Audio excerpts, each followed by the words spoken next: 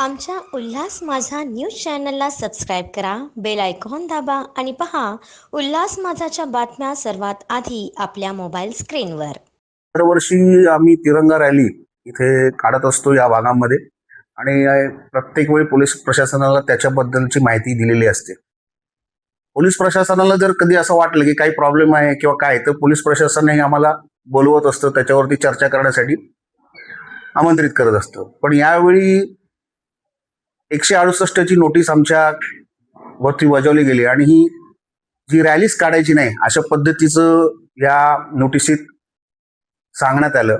आणि ह्या नोटिसीत जेव्हा निघाली तेव्हा मला असं प्रथम वाटलं की मी भारतीय नागरिक आहे की नाही, की माझ्या तिरंग्याची मी रॅली काढायची नाही असं कसं काय पोलीस प्रशासन सांगू शकतं. आणि त्याच्या विरोधात मी हायकोर्टात गेलो.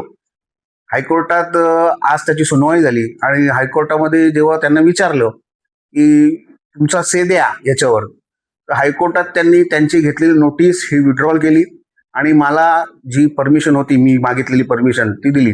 परंतु मला प्रशासनाला सांगायचं आहे की तुम्ही हम करे सो कायदा या इकडे चाललाय का? तिरंगा रॅलीमध्ये काय चुकीचं आहे? आणि समजा एखादी गोष्ट काही जर असेल, ट्रॅफिक असेल किंवा कुठलीही गोष्ट असेल, ती आपण वेळोवेळी बोलून त्याच्यामध्ये मार्ग काढला असता. आम्ही काही इतके अग्रेसिव्ह नाही की 10 म्हणजे 10लाच तुम्ही सांगितलं असतं, आम्ही 11 वाजता घेतली असती. परंतु तिरंगा रॅली नाकारणं हा एक प्रकारचा देशद्रोहच आहे असं मी आपल्याला सांगेन. आणि अशा पद्धतीचं जर कुठे महाराष्ट्र पोलिसांकडनं वर्तन होत असेल तर त्यांनी अशा पद्धतीचं वर्तन करू नये, हे आपल्या मार्फत मी त्यांना सांगतो.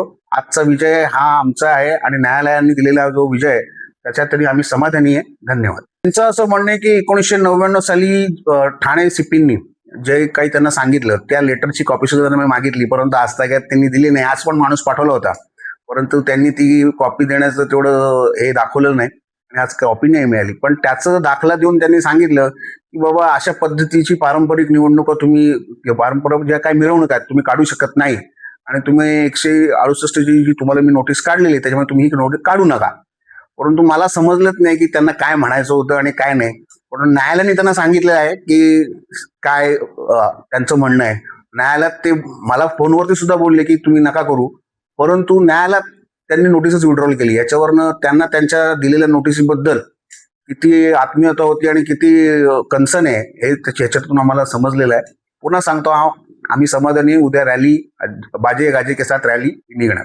आमच्या उल्हास माझा न्यूज चॅनलला सबस्क्राईब करा, बेल आयकॉन दाबा आणि पहा उल्हास माझाच्या बातम्या सर्वात आधी आपल्या मोबाईल स्क्रीनवर.